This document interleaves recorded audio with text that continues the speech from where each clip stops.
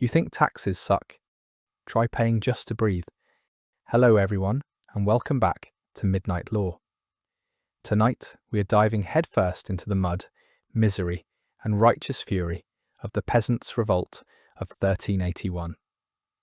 This is the story of how thousands of ordinary people, armed with little more than farm tools and a profound sense of being utterly fed up, decided it was time to have a word with management. This is not a story about noble knights. This is a story about the breaking point. You will feel the weight of the injustice, the terrifying thrill of rebellion, and the cold, hard reality of what happens when the people at the bottom decide to stand up. If you enjoy history that smells less like perfume and more like righteous indignation, please consider liking this video and subscribing. It lets me know you're part of the revolt. Let's set the scene. It's the late 1300s, and England is not having a good time. The kingdom is bogged down in the 100 Years' War with France, a conflict that is proving to be incredibly expensive and spectacularly unsuccessful.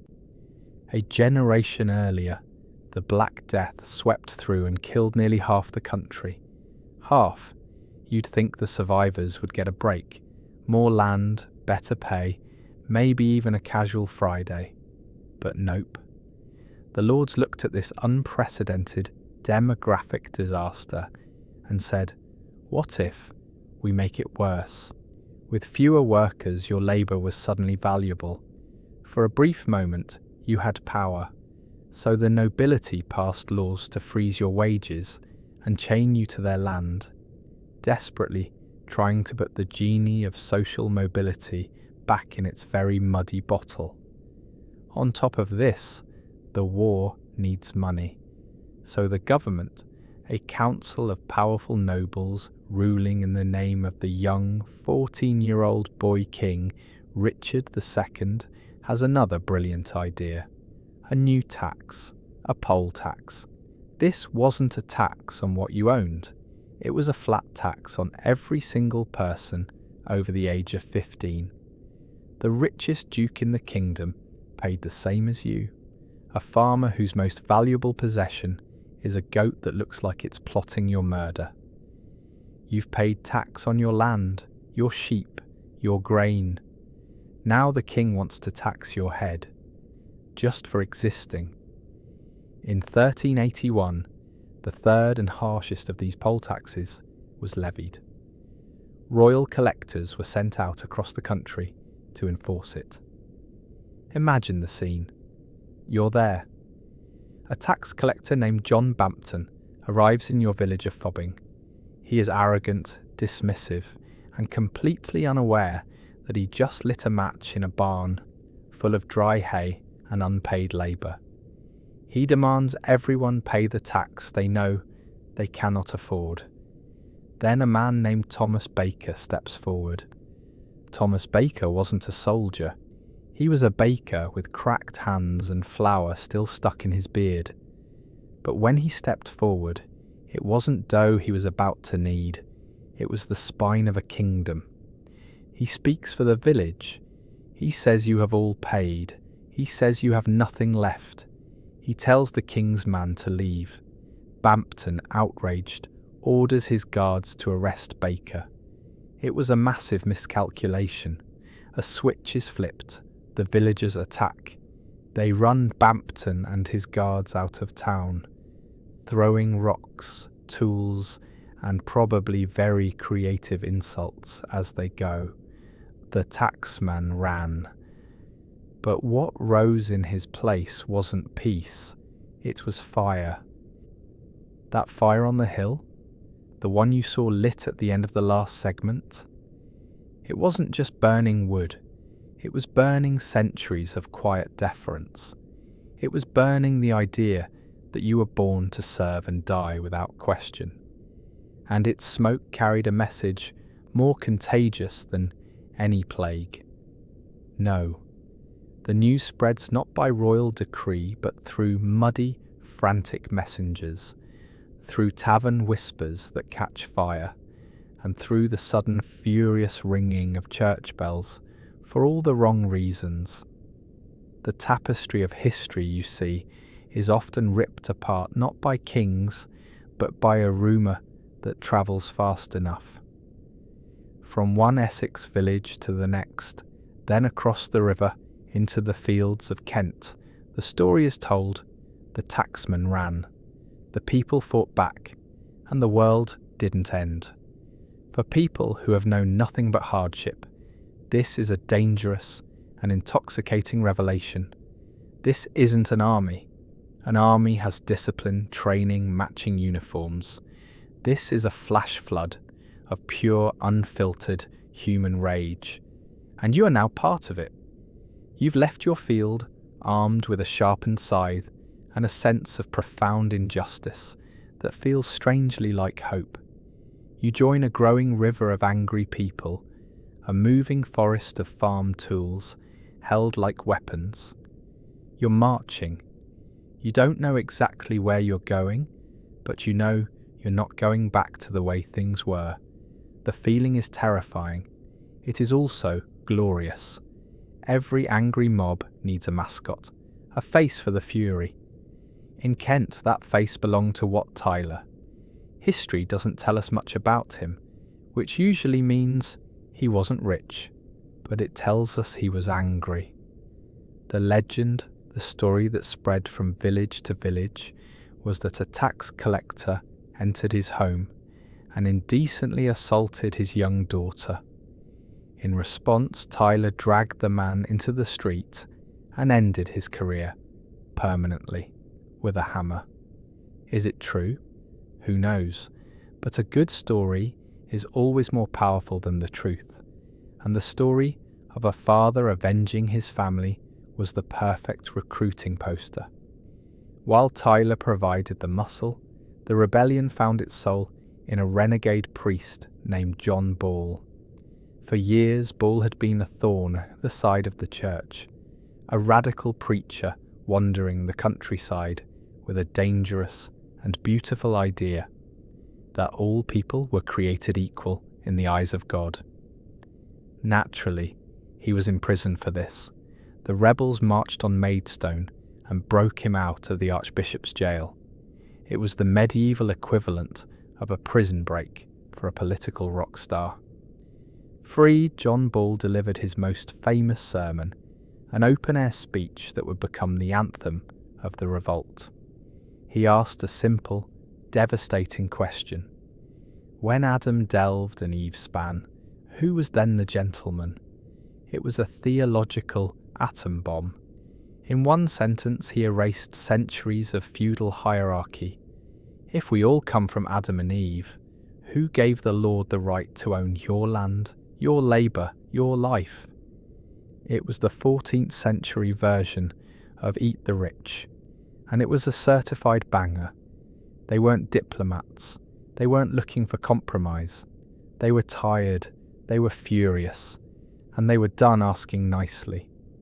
And so, two great rivers of angry, desperate people began to flow towards the heart of the kingdom. They were marching on London. They weren't coming to petition. They were coming to burn it all down. Your feet are already sore, but you don't care. For the first time in your life, you are not just walking, you are marching, and you are not alone. You are part of a human flood, a moving forest of sharpened farm tools and righteous anger flowing inexorably toward the heart of the kingdom. London. This isn't an army that runs on discipline. It runs on pure, unfiltered human rage.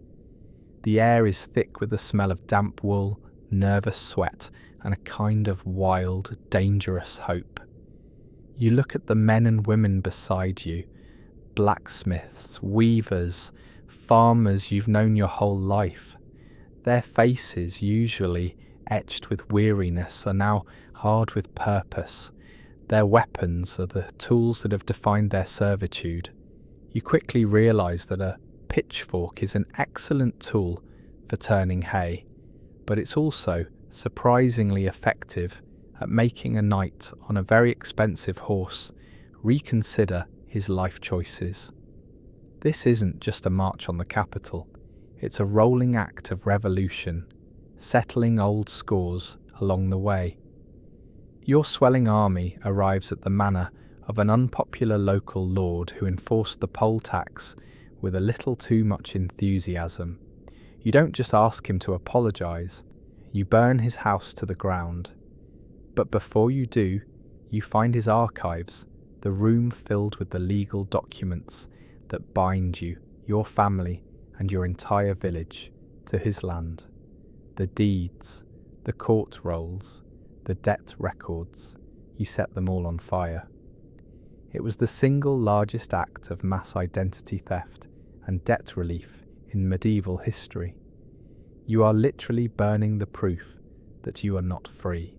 With every piece of parchment that turns to ash, a generation of servitude goes up in smoke.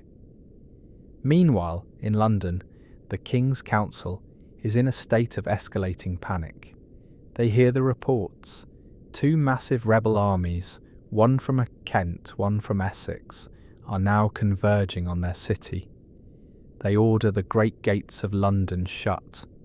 The drawbridge over the Thames is raised. The city becomes a fortress, trapping the wealthy inside with their own mounting fear. From the city walls, the authorities look out in horror. It's one thing to hear about a peasant mob. It's another thing entirely to see 60,000 of them at your doorstep, looking hungry. The Essex men camp to the northeast. The Kentish men, under the fearsome reputation of Wat Tyler, arrive at the southern end of London Bridge. The city is pincered. You think you're about to witness a great siege, a battle for the ages, but you've forgotten a key rule of history. The most dangerous enemy is often the one already inside. The gates of London are not broken down. They are opened. Sympathisers within the city, aldermen who either supported the peasants' cause or were simply terrified enough to save their own skins, give the order. The gate at Aldgate swings open. The drawbridge at London Bridge is lowered. The mob pours into the city. The greatest, wealthiest city in the kingdom has fallen without a single arrow being fired in its defence. The peasants are inside the walls, and they have a list of places they want to visit. The greatest city in the kingdom has just fallen without a fight. You are now part of an occupying army of 60,000 angry farmers, blacksmiths and bakers, standing in the heart of a city you've only ever heard about in stories. The air is thick with tension, a strange mix of exhilaration and terrifying uncertainty. Now what? An angry mob with a city at its mercy needs a symbolic target, and the rebels had the perfect one. Not the king, not yet. Their fury was aimed at the man they saw as the true source of their misery, John of Gaunt, the Duke of Lancaster, the king's powerful and deeply unpopular uncle.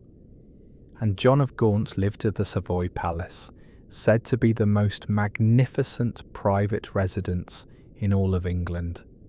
So that's where you go first. The sacking of the Savoy was not an act of looting. It was a political statement delivered with an axe. The official rebel policy was brutally simple. Destroy everything. Steal nothing. You watch as men who have never touched silver in their lives find priceless plates and goblets, only to hammer them into unrecognisable shapes before throwing them into the River Thames. They find John of Gaunt's lavish wardrobe and shred the fine silk and velvet gowns with their knives. They find his son's bed, a bed so grand it was likely more comfortable than anything you've ever known. And they chop it to pieces. This isn't theft, this is erasure. One man is caught trying to stuff a silver piece into his bag. He is immediately seized by his fellow rebels, declared a traitor to the cause, and dragged outside to be executed on the spot. The message is clear. We are not here for personal gain. We are here to burn down a world we despise. After you've destroyed the symbol of aristocratic excess, where do you go next? You go after the people who write the rules. The march continues to the temple, a complex of buildings that served as a headquarters for the Knights Hospitaller, but was also London's main hub for lawyers. You storm the buildings, not in search of gold, but of paper. You find the archives, the dusty rooms filled with the legal records, the contracts, and the law books that defined your servitude, and you burn them all. It turns out a lot of people really hate lawyers, especially when those lawyers hold the deeds to your land and the records of your debts. With the symbols of wealth and law in flames, the hunt for individuals begins.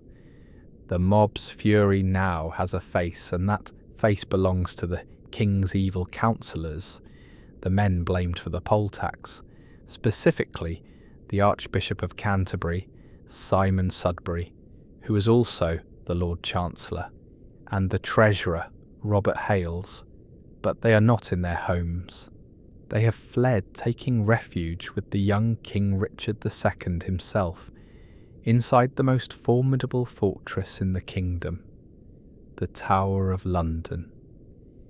Imagine being one of the most powerful men in England, cowering inside its strongest fortress, while 60,000 angry peasants chant your name outside.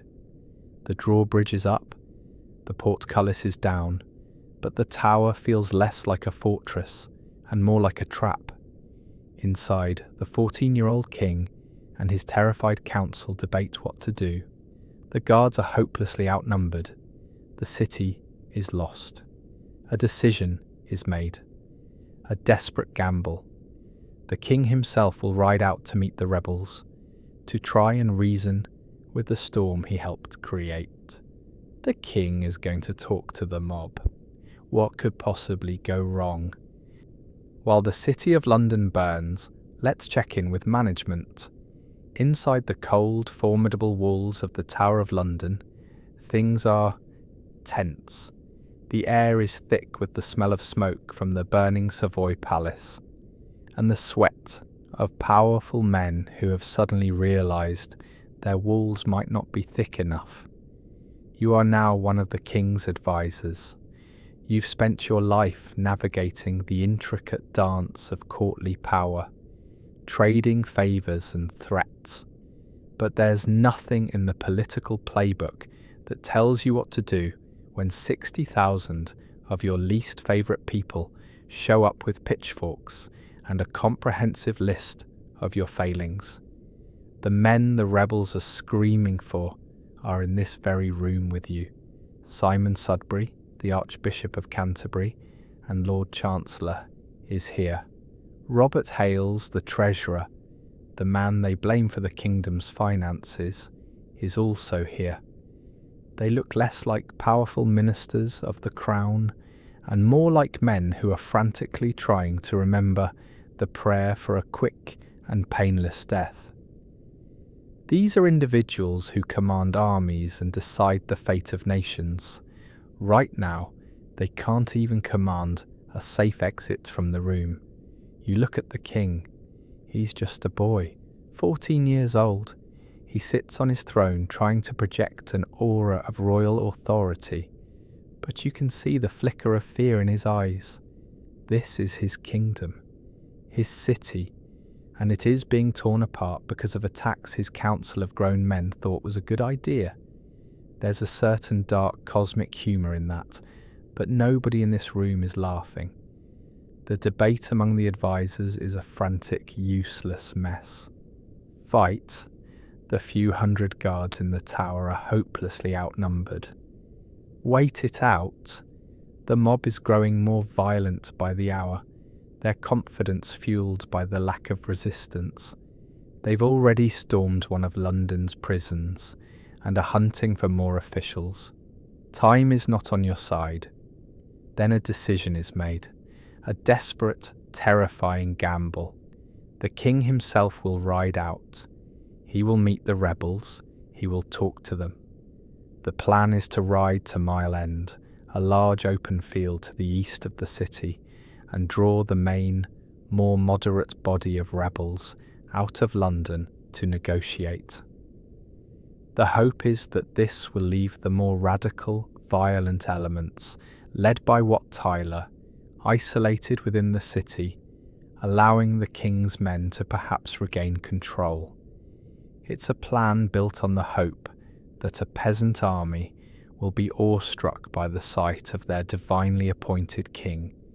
It's also a plan that involves sending a 14-year-old boy to negotiate with 60,000 people who have just burned down his uncle's house. What could possibly go wrong?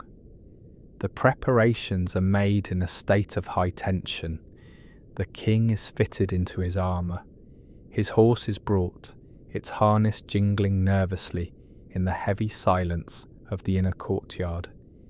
His most loyal knights gather around him, their faces grim. They know they're riding into the heart of the storm. The great gates of the Tower of London begin to creak open. Outside, the roar of the mob is a physical wave of sound. A 14-year-old boy, propped up by the weight of a crown and centuries of tradition, rides out to face a sea of fire and fury, armed with nothing but his own courage and a handful of promises he may or may not intend to keep. The great gates of the Tower of London groan open. You are now a 14-year-old king. You are riding your warhorse through your own capital city, and it feels like enemy territory. The air is thick with the smell of smoke and the roar of a crowd that is not cheering for you, but screaming for the heads of your ministers. Your most experienced knights ride beside you, their hands never far from the hilts of their swords, their eyes scanning every rooftop, every alleyway. They're expecting an arrow, a thrown stone, a sudden rush from the mob. This isn't a royal procession. It's a tightrope walk over a bonfire. Your destination is Mile End, a large open field to the east of the city. As you arrive, you see them, the main body of the rebel army. It is a staggering, terrifying sight. Tens of thousands of them. A heaving ocean of angry faces, muddy boots, and sharpened farm tools. This is not an army you can fight. This is a natural disaster with a grievance. They fall silent as you approach, the roar of the crowd diminishing to a low, menacing hum. All eyes are on you. A boy. Wat Tyler, their charismatic and intimidating leader, rides forward to present their demands. And the demands are not small. They don't just want a repeal of the poll tax. They want to tear up the entire feudal system. They're not here to ask for a raise. They're here to burn down the whole company. They demand a total end to serfdom and all forced labour. They demand a flat, low rent for all land. And most importantly, they demand a full pardon for every single person involved in the rebellion, for the arson, the destruction, and the hunting of royal officials. Your advisors behind you are probably having a collective heart attack. These demands are impossible. They would unravel the very fabric of the kingdom's economy and social structure.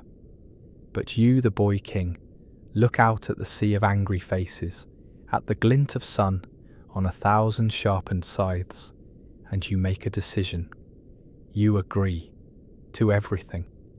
With a clear voice that betray no fear, you grant them their wishes. You promise them that serfdom will be abolished. You promise them the pardons they seek. You tell them to go home peacefully, and that your clerks will immediately begin drawing up the charters of freedom for every village. For a moment, the crowd is stunned into silence. They can't believe what they're hearing. Then the silence breaks, and a massive, rolling cheer erupts from 60,000 throats. It's a moment of pure, unadulterated triumph. These men who have known nothing but hardship believe they have achieved the impossible. They have faced the king, and the king has yielded. Many of them, satisfied and exhausted, begin the long walk home. Their charters of freedom a tangible promise. The king had successfully calmed the storm, or so it seemed, but here's the twist that history loves. While the king was making promises in a field to the east, the most radical faction of the rebellion, with Wat Tyler at its head, had not followed. They had stayed behind in the city, and the most hated men in England were still trapped inside the Tower of London, now almost completely undefended. The show was not over. The main act was just about to begin. A king's promise is a powerful thing, especially when it's delivered by the king himself, a brave young boy on a war horse. Out at Mile End, you watch as thousands of your fellow rebels, clutching the promise of freedom, begin the long, happy walk home. They think they've won. It's a beautiful, fragile, and utterly foolish thought. Because while the king was charming the moderates in a field, the heart of the rebellion, the angriest and most radical faction, was still in London, and they were led by a man who wasn't interested in promises on parchment. He wanted blood. And so the story moves, not towards peace, but towards the inevitable, bloody climax. While the king was away, his distraction plan had worked perfectly, perhaps too perfectly. The Tower of London, the most formidable fortress in England, was now defended by only a skeleton crew of a few hundred guards. And Wat Tyler knew it. The rebels stormed the fortress. They didn't need siege engines or strategy. They had sheer numbers and righteous fury. The guards, hopelessly outnumbered, simply melted away. The peasants, the men of mud and straw, walked into the heart of royal power, as if they owned the place. And now, you are one of them. You wander through the king's private chambers. You see beds draped in silk, tapestries telling stories of glorious battles, jewels glittering in chests. It's a world you couldn't even have imagined.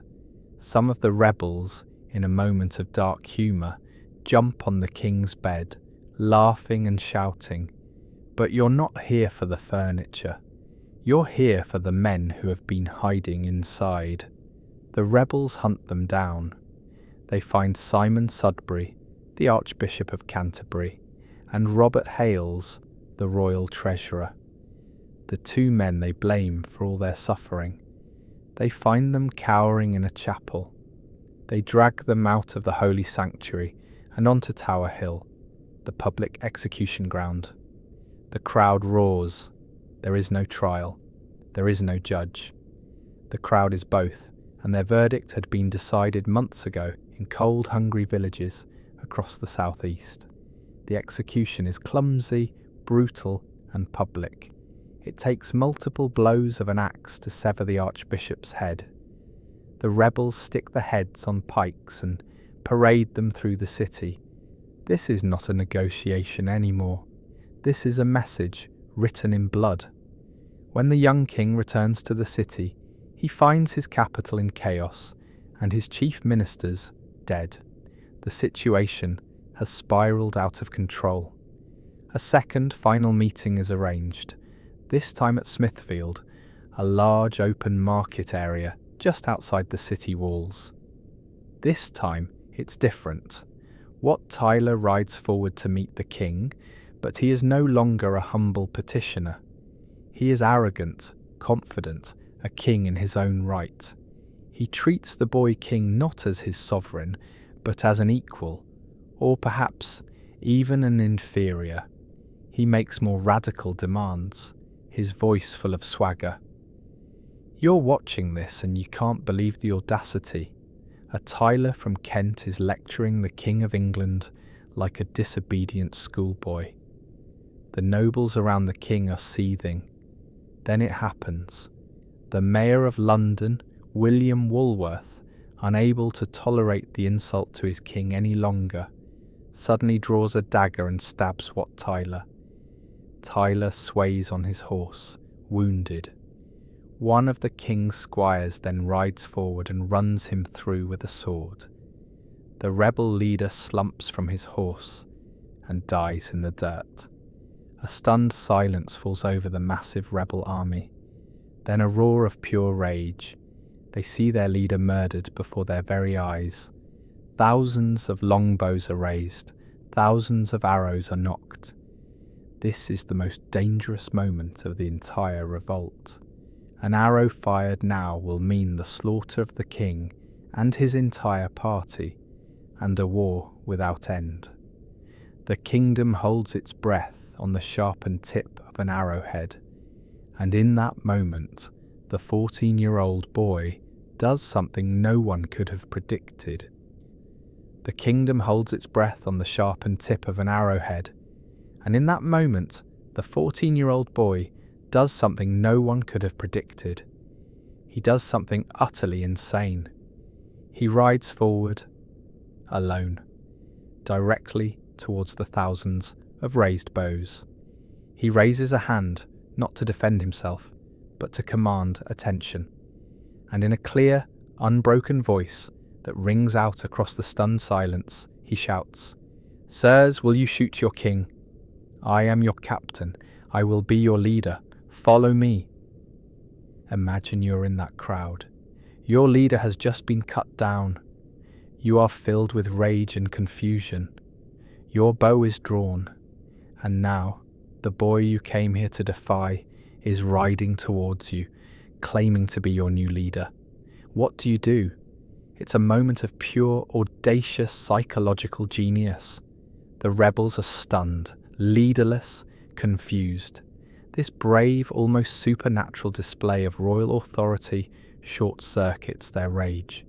Hesitantly, a few men lower their bows, then a few more. The king, sensing his advantage, turns his horse and begins to lead them away from the city, towards the open fields at Clerkenwell.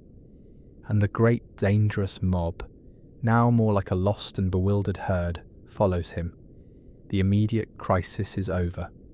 A boy had just faced down an army with nothing but a crown and sheer, unbelievable nerve. The revolt was over. The revenge was about to begin. Once the bulk of the rebel army was safely dispersed from London, lured away by the king's promises, the government's attitude changed with brutal speed. Those precious charters of freedom you were promised, they weren't worth the parchment they were written on. The King's Council and Richard himself officially revoked every single promise made at Mile End.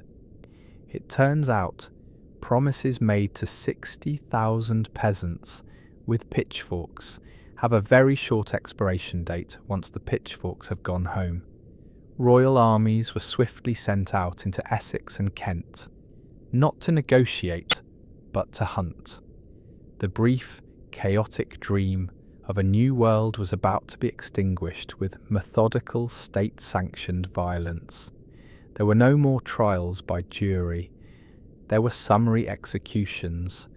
Rebel leaders who had been granted pardons were hunted down, their charters of freedom ignored.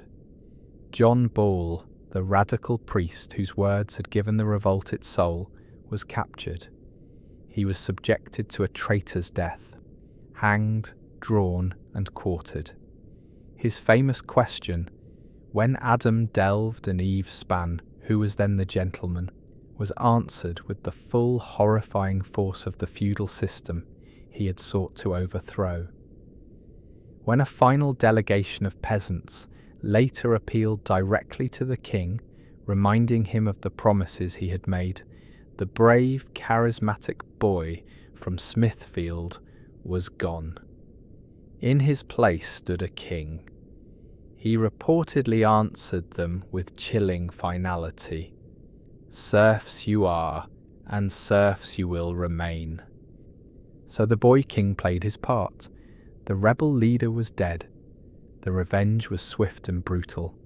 The great revolt was over, crushed under the iron heel of the aristocracy. The king's chilling promise, "Serfs you are, and serfs you will remain," echoes across the now quiet fields of Kent and Essex.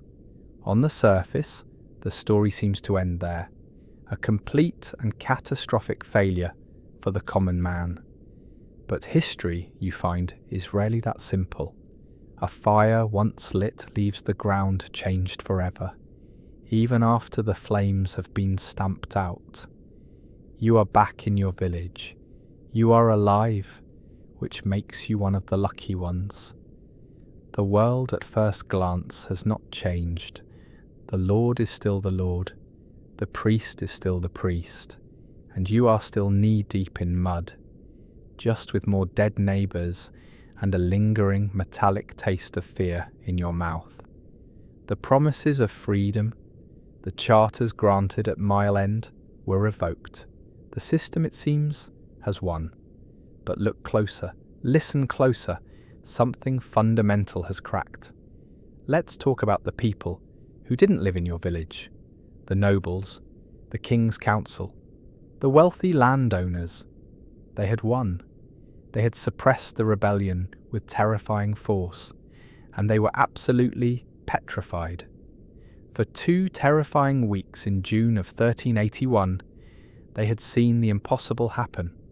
They had seen 60,000 peasants, a force they considered little more than livestock, organise themselves, march on the capital, and take it without a fight. They had seen their homes burned, their laws turned to ash, and their greatest ministers dragged from the kingdom's strongest fortress and executed by a mob. They had looked out from the walls of the Tower of London and seen the face of their own extinction. The lords had won back control, but they lost something far more valuable, their sense of absolute security. They now knew what the people were capable of. They had learned to sleep with one eye open, and that fear had consequences. The most immediate and tangible one? The poll tax. The government, for all its bluster and brutal revenge, never again tried to impose a flat tax on every head in the kingdom. It was too dangerous. The memory was too fresh. It turns out that threatening to burn down London is a very effective way to make your point during a national tax audit. The peasants lost the war, but they won that specific argument permanently. More profoundly, the slow death of serfdom, which was already in progress due to the economic shifts after the Black Death, was now accelerated. While the king had torn up the charters of freedom, the economic reality of a labour shortage remained. Landowners still needed workers, and now they knew those workers could, if pushed too far, pick up their scythes and march on London. Over the following decades, lords became far more willing to commute traditional labour services for fixed cash rents, giving peasants more control over their own work and time. The king said you would remain serfs. He was wrong. The revolt didn't break the chains in a single day, but it shattered them, leaving them to rust and fall apart over the next generation. But the most enduring legacy of the revolt wasn't economic or political. It was an idea. The question that the radical priest John Ball had asked, the question for which he was so brutally executed, refused to die with him. When Adam delved and Eve span, who was then the gentleman? You can hang a man, but you can't hang a question. That simple, powerful, and deeply subversive idea, that social hierarchy, is a human invention, not a divine mandate, was now loose in the world.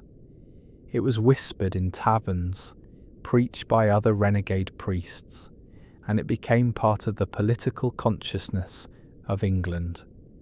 It would echo in later peasant uprisings and radical movements for centuries to come, a quiet, persistent hum of defiance beneath the surface of the established order. The revolt of 1381 failed in almost every one of its immediate goals, and yet it succeeded in a way its participants could never have imagined. It left a ghost in the halls of power, a quiet, persistent warning that the people at the bottom of the ladder are not just part of the scenery. They are the ladder, and sometimes they can choose to tip it over. So the Great Revolt was over. The surviving rebels shuffled back to their villages, their promises of freedom turning to ash in their mouths.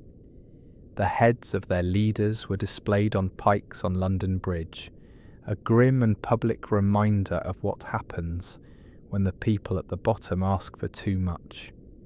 The king's peace was restored, but it was a peace held in place by the hangman's noose. And in the heavy silence that followed, the world began to tally the cost. What became of the boy king, Richard II, the hero of the hour who faced down an army with sheer nerve? The story of his life is a perfect piece of historical irony.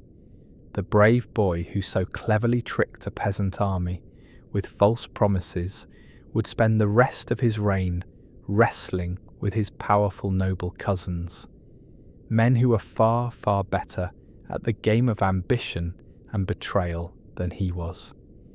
He would grow into a king who believed absolutely in his own divine right, a belief perhaps forged in that moment at Smithfield, and in the end, he too would be overthrown, deposed, and likely murdered, a victim of the same ruthless politics he used to crush the revolt.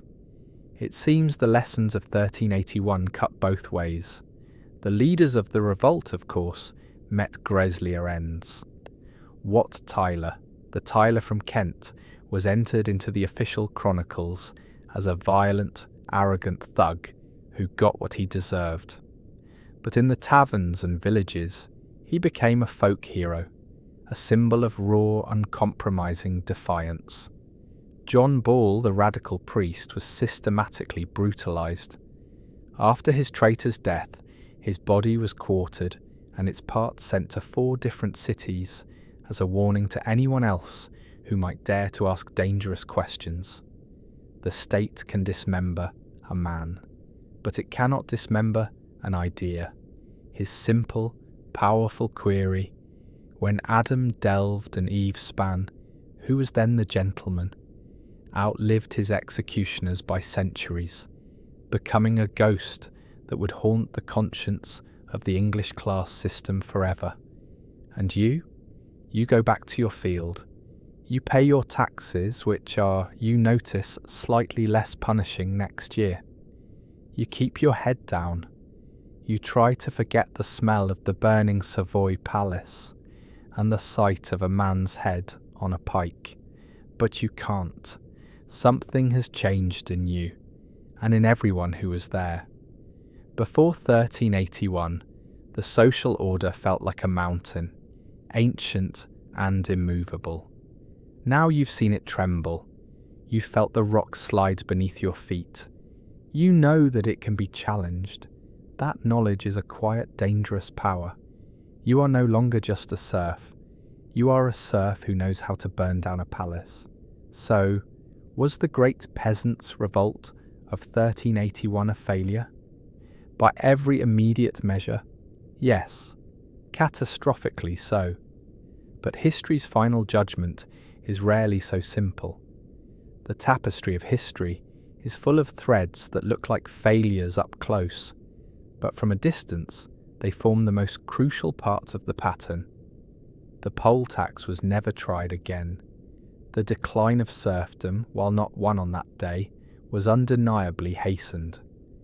The ruling class had been terrified, and that fear forced them, over the following decades, to slowly, reluctantly, cede more ground. The revolt was a brutal, bloody announcement that the old world was dying. It was a declaration that the common people of England were not just a silent taxable resource. They were a force of nature, capable of rising up like a great wave to crash against the walls of power. They lost, but they had shown it could be done. They had asked a question that could never be taken back.